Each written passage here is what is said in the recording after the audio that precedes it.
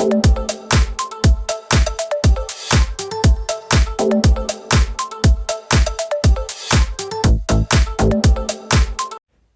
everyone, and welcome back to the Lumpy Studio. Today I'm here to talk about When Calls the Heart Season 12, Episode 9.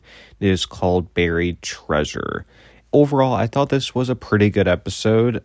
Overall, very well balanced. I like how every character, I guess with the exception of Faith, who wasn't in the episode, but every major character had their moment to shine in this episode.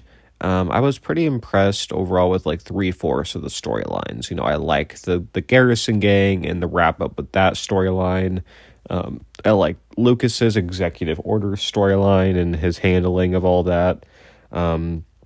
And then I like the Canfields visiting the Schwartzman School for Angela. I like those three plot lines. The plot line I didn't really like was the Ava plot line, because I was just, this whole time I've been so confused as to what they were doing with her character. And I feel like they kind of just did a cop-out and had her be like the not like an heiress, obviously, but like that type of character who's just always, or who's just been misused, or you get what I'm saying, the type of character that's just a victim. Like, we've seen that before so many times on this show. So that was kind of a disappointment. I'm like, what's the point? I kind of would have rather her be involved in the mystery side of things and a reveal there. I mean, it just felt so disconnected from like the overarching plot of this Garrison Gang, the ranchers, the gold, all of that. So that was kind of a disappointment. But basically, I didn't even care enough about the plot to remember a lot of what happened in it. I mean, basically, this magic man kind of used her. Basically, this guy stole from a Pinkerton, and then he blamed Ava, so now they're after her, and she's on the run. Now, I'm like, why? I feel like the Pinkertons would have showed up by now if that was the case. Like, I just thought it was like a very lazy storyline overall, and I just don't really care for the character. I mean, of course, she's Polly from Riverdale, so I never trusted her from the get-go. I would say this is definitely the weakest storyline of this season that they really could have done without. I mean, the only really thing it benefited was, like, as Rosemary learning to take chances on people that she doesn't trust or she doesn't think are good enough for it. And maybe that was partly the point, was for her to get to that realization. But then again, it just kind of ended up being for nothing. It just a very misused trope that they kind of did with Ava, just making her building up to like a big reveal, and then she's just this victim. And we've just seen it so many times before that to me it was just kind of a disappointment, and I could have done without it. Seeing Elizabeth and Rosemary though, like teaming up is fun, of course, as always. And I guess this is the last we'll see of Ava. I'm not really too disappointed. I mean, it was pretty funny when Mike just has no idea what's going on and thinks this whole trunk thing is normal. Again, I think overall just more of a snooze fest of a storyline. I was just never fully interested in her character all that much. I thought she would be connected to the mystery and all that, but it was just separate and, I don't know, a bit lame. But we also have the Canfields visiting the Schwartzman School, and Minnie's really on Angela about not being responsible, and how she says if you're going to live at this school, you need to prove you can be responsible. And by the end, after seeing Angela really thrive during like the school tour, Joseph and Minnie decide, yeah, this is the right school for her. And Minnie tells Angela by the end, you take a chance and you spread your wings and you fly. And it was a very sweet moment. And I liked how Minnie kind of went from being very overprotective and very against this school to kind of like accepting that this could be a good choice for Angela. And how Angela, the roles kind of reversed. Then she almost thought maybe she wasn't ready because some of what her mom said got to her. But I'm liking the storyline with the Canfields this season. I liked how earlier in the season, they focused on Angela and Joseph's relationship, and now they're focusing on Minnie and Angela's relationship. And it's also nice because oftentimes Joseph is kind of like gets the front seat when it comes to the storyline of the family. So it was nice to see Minnie more get an active role in this storyline. So I did appreciate that. But I thought the scenes at the school were really well done. And yeah, so I have no complaints there. It was a good storyline. We also have this storyline with Lucas and Edie. Basically, Edie is staying in Hope Valley just in case, anyone comes after her, from revenge for what her uncle did that she's still not totally sure about. Lucas is debating what should he do, and Henry says you should sign an executive order, put into place. You need to use the original boundaries of the park from before Edie came in and messed it all up, and you need to go forward with that. And you might piss off some people, you might lose votes, you might lose the governorship altogether, but it will get you your national park. And I mean, I feel like I kind of forgotten all about this national park. I mean, they focused so much on the land for the park, but not really the park itself.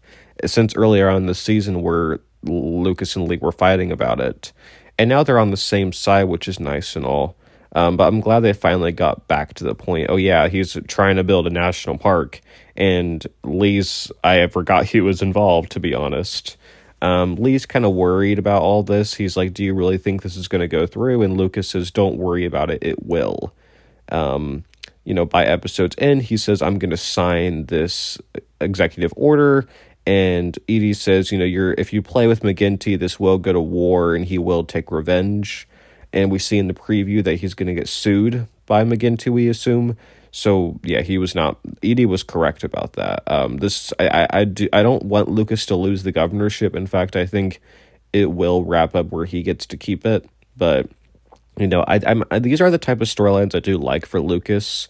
Instead of just the resort drama and the Jeanette of it all, I think this season's been a lot better for him with his governor role and really stepping into it and dealing with the more politics drama of it all instead of just the stupid business and resort drama. I'm liking his storyline better this season for sure.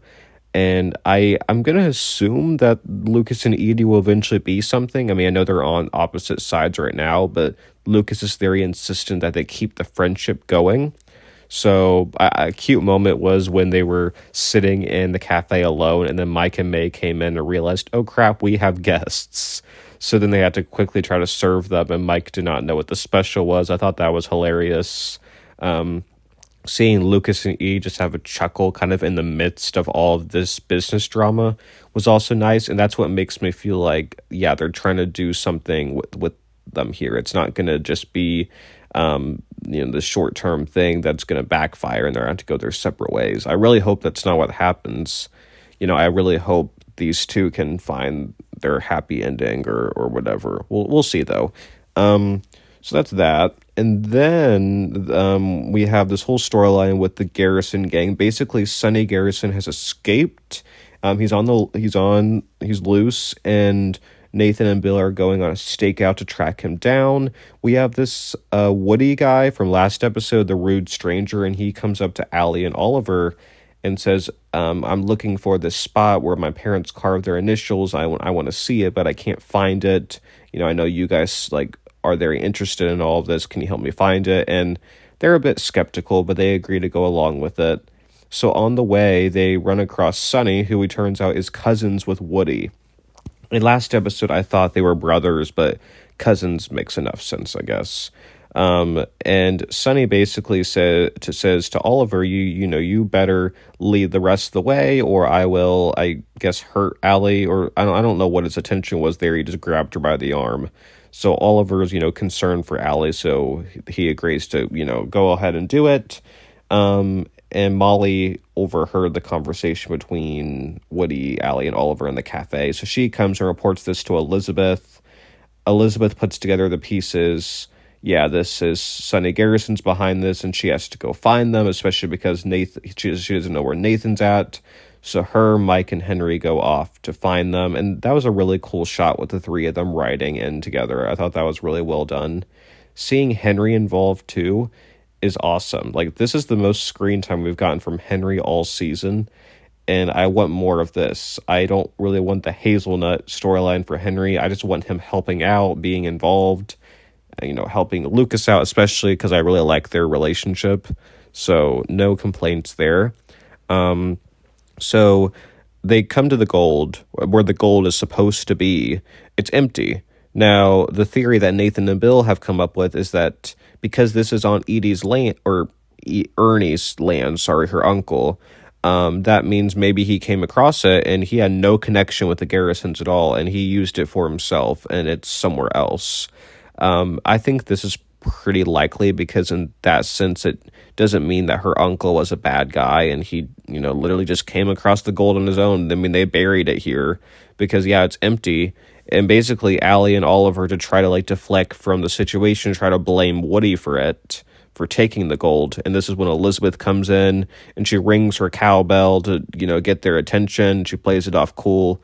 And then basically after this, they try to leave. Sonny doesn't let them. Oliver charges at Sonny, and then Nathan comes in and tackles Sonny, and him and Bill arrest both him and Woody.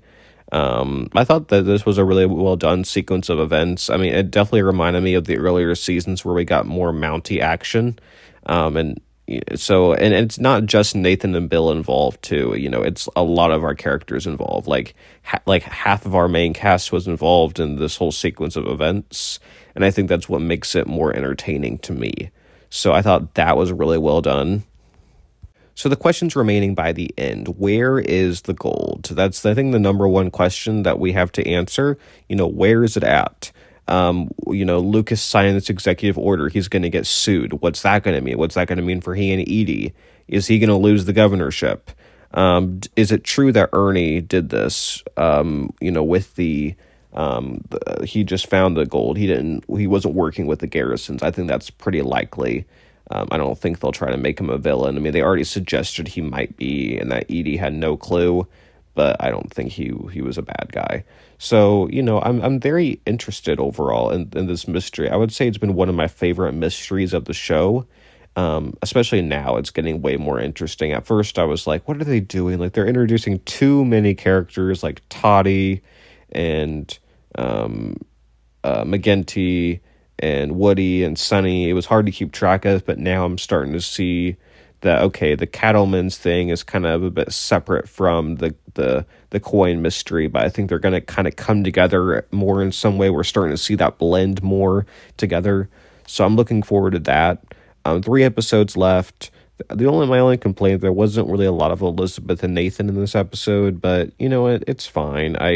There's a lot of other storylines going on, and I'm sure we'll get more of them in the next few episodes. So they did. Elizabeth did talking Diane DeMarco, which was pretty funny. I like how they keep referencing back to that. So yeah, thanks everyone for listening to this. Comment down below, what did you think of episode 9? What are your thoughts on this whole mystery?